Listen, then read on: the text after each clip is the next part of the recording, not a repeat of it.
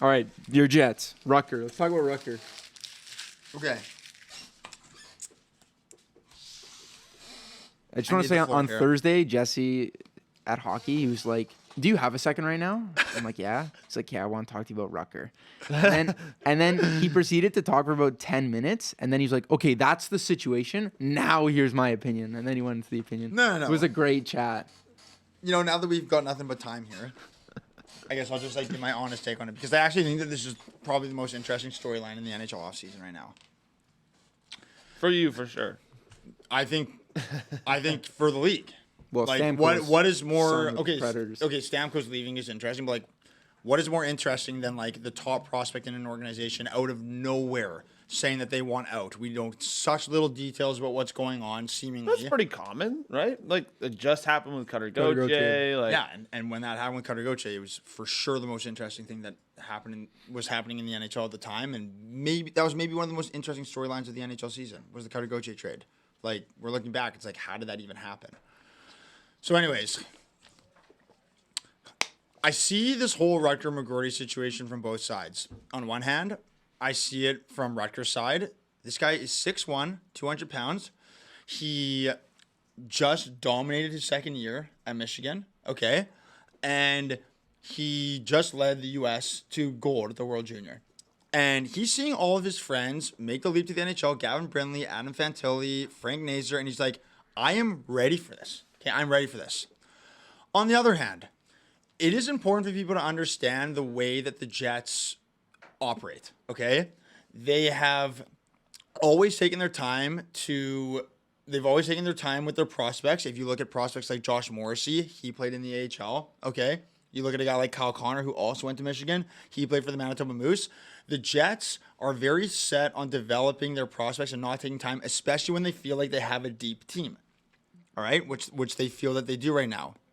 On top of that, they probably feel like they don't want a player dictating the way that they do their business. It's like Rutger. So for everyone that doesn't know, Rutger, from what I'm seeing, Rutger after Michigan said that he was ready to play for the Jets, and the Jets said that they could turn him pro, but they couldn't guarantee him a roster spot, meaning that they would have sent him to the Moose, right? That's essentially what they're saying.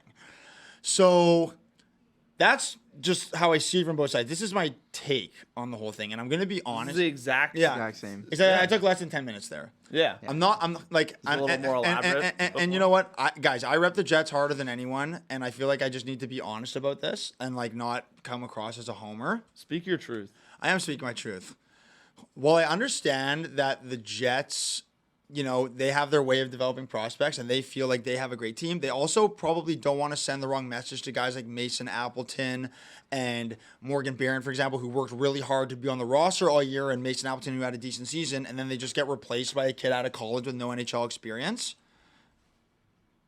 Sorry. Duran back to Colorado on a 1-year deal. Wow. That's nice. What's the AV? Don't know yet. And then we got a couple others. Jake Bean to Calgary, 2 years, 1.25. Seems like a pretty solid deal. And Cam Talbot to Detroit. Right, yeah. Oh. I get whatever. Continue. So anyways, it's again, the Jets probably don't want someone coming in and dictating the way they do things. However, I do think that there's something to be said that the same development strategy shouldn't necessarily be applied to all of the same players. And I feel like if you have a player who's your number one prospect in your organization, who is saying that he's ready, and even if it kind of goes against the way that you do things, you make that player happy. It is hard enough in Winnipeg to have players come to our team or stay in the team because of the city of Winnipeg, okay? To have a player leave because he feels as though he's being mismanaged is honestly, as a Jets fan, it's damn disappointing. It is frustrating. I have no doubt that Chevy will get very good value for Rutger because Chevy is no fool. He's smart, especially when it comes to when it comes to trades. We've seen it with him. He gets good value on players. But it is really this guy is being tabbed as a potential captain of our team, and my question is if had Chevy known how things were going to play out, do you think that he would have prioritized maybe putting a guy like Rutger in over someone like Mason Appleton, who won't be part of the Jets' long-term future? Rutger probably looked at there's another thing to be said as well, guys. Recently, the Jets have not done a great job of developing their draft picks. And like, I mean, maybe that's not fair to say. I shouldn't say they haven't done a great job developing them, but perhaps they haven't been managed properly. Okay. Ville Heinola, I'm pretty sure, is about to enter his 5th year. Okay. He's been great in the AHL. He can't even crack the lineup. But more importantly, let's talk about Cole Perfetti for a second. Okay. This is a player who scored 19 goals last year, was drafted higher than Rutger in his respective draft. He's entering his 4th year. Still can barely crack the lineup because guys like Mason Appleton and like Morgan Barron and Alex Iafallo are getting in over him. Like this is a player that was supposed to be like a top 6 by now, top 6 guy, develop him, get him in the lineup. He's barely cracking the lineup. Is Rutger seeing the writing on the wall here? Being like, am I just going to play in the AHL? And because the Jets are kind of set in their ways about how they develop prospects, am I going to have a tough time cracking the lineup and potentially not get a consistent roster spot on the team for another 2 to 3 years? Rutger's probably just like, I'm ready. I think I saw a quote in the Winnipeg Free Press that his mom said that like Rutger has always known. And like, I think as a player, you kind of have to trust your intuition sometimes. And Rutger's probably just saying, you know what? I'm ready to take the next step. If the Jets don't feel like I'm ready and I've seen the writing on the wall with what's happened with some of their other prospects, I'm out of here. And like, man, that is damn frustrating. And like, it's time for the Jets to bring up all their young guys. We're not good enough right now to go all the way. It's very clear. I think actually going into next year, we're in a position where we're likely going to take a step back. Chibrikov, Lambert, get these guys like McGroarty, get all these guys on the roster. Let's start turning the chapter on what's going on with the Jets because it's very frustrating to think that we might lose our best prospect because we value depth players that are not going to be part of our long-term plan. That's just my take. With all that said, again, I think Chevy is going to get great return for Rutger if Rutger does leave because Chevy's good at that. But I got to say, also as someone who's like friendly with Rutger, I know Rutger pretty well. Great guy. Like something it is just in the same breath. I want to say this too.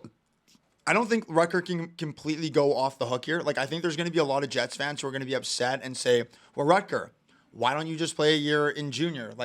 Or why don't you just play a year with the Moose? Tons of players have done that in our system. And the reason why the Jets do it is because the Jets have felt like that has worked for them. But it's like, you know what? If he's saying he's ready and this is like the future of your team, gosh darn it, throw him in the lineup. Like, what are we doing? You better be putting this team at the worst. Yeah, after all. that. No. Honestly, like, Honestly, B. No. Like, if it's higher than D, that's given that the Jets have lost everyone, we didn't have a first round pick this year, although this kid that we drafted in the second round looks pretty good. I'm not at all trying to be like offensive at all because like I need to just be honest here. I am throwing them in the worst. I think the Jets are having the worst offseason in the league right now. Wow. And like that, no, like that is and I'm telling you, like, I don't think that I'm the only Jets fan that feels that way. And like, look, that's right now. This could all change by the end of the day. I mean, the Jets are good. They just cleared up space. I like that they bought out Nate Schmidt to get some extra money. I think that's so great. Like now with all these names going off the boards, like, is there even a guy out there that you right now think like that changes our fortunes? That makes our offseason good? Comments agree with you, Jesse. Some Jets fans in here saying it's frustrating being a Jets fan right now.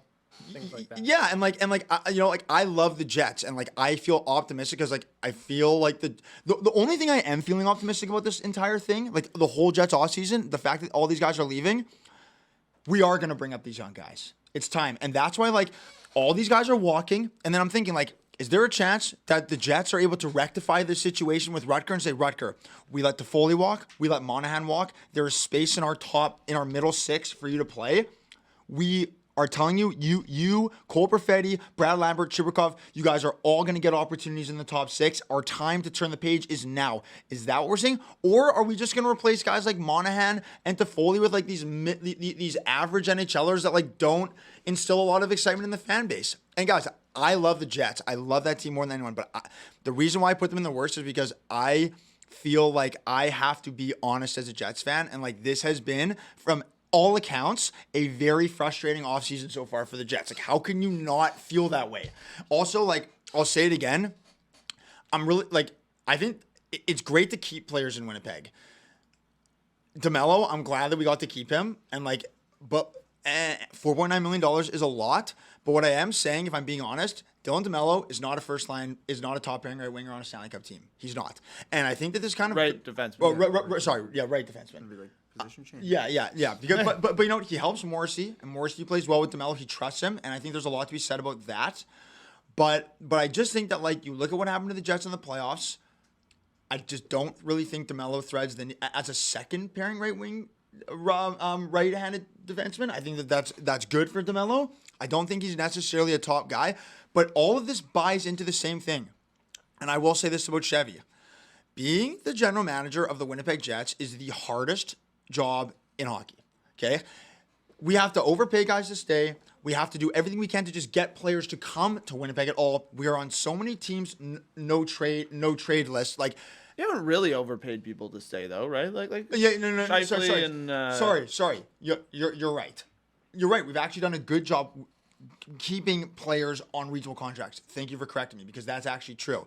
And that just shows a lot about Winnipeg, is that's the thing about Winnipeg. Like, we have to draft and develop for the most part, because when people join the Jets, they see what the organization's about, they see what the city's about. They're able to kind of gauge, like, okay, this is the city that I want to live in. But unless you're drafted there, it's tougher to say. So I don't know. I just feel like that's why this Rutger thing is so unbelievably frustrating, because this is a kid who we drafted and wanted to be with the team.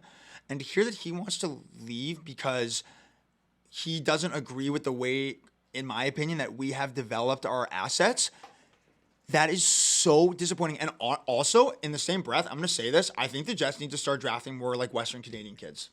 Because we are seeing No, I'm fully serious.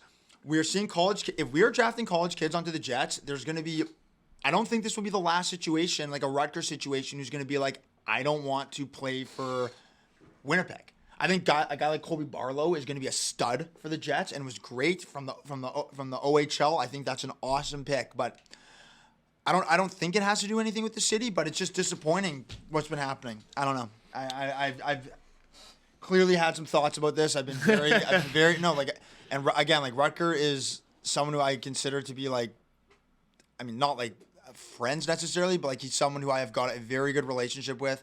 He's a really nice. I met his mom, very nice, and like, this is a high quality guy, great player, good vibes, good leadership qualities. Just led his team to gold medal at the World Juniors, and to hear that we're leaving him, like, Hey, it's not it is so frustrating. Got some not over yet. got I was. Oh, go ahead. Go ahead, No, Luca. just comments from people. Hockey Bro 51, I think, is a Kings fan.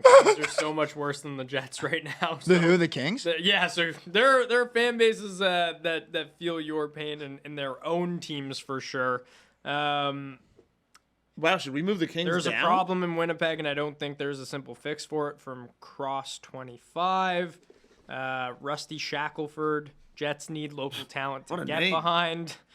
We do, like, guys, keep in mind, we could have drafted. And Sabres fans also saying that, like, being the GM of the Buffalo Sabres is Yeah. tough as well. Yeah, like, Sabres fans and Jets fans can unite on the fact that, like, and that's why I actually give the Jets a lot of props, because if you actually look, like, the Jets, as far as going to the playoffs, we've been a model of consistency. Like, I think we've been to the playoffs 5 of the last 6 years.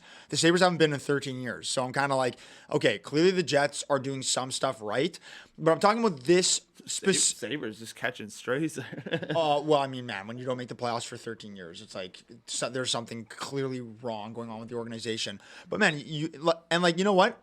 The Jets, again, signed Shifley, signed Hellebuck, like, 2 great signings.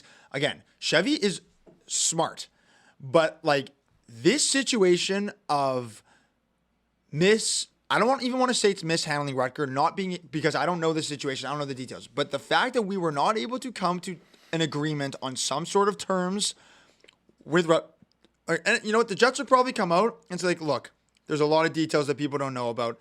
They've remained very tight-lipped.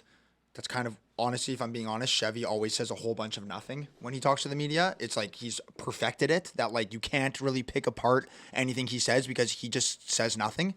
Does his business quietly.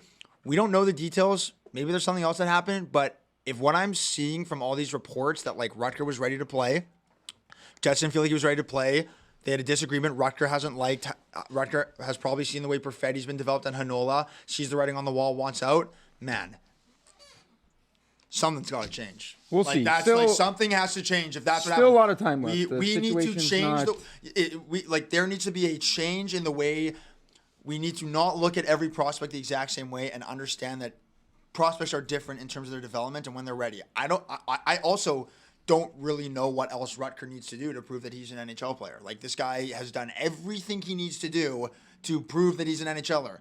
He's 20 years old. He's 6'1", 200 pounds. He's a winner. Like, get him in, man. Get him in. Let's move on to Okay, the next yeah. conversation.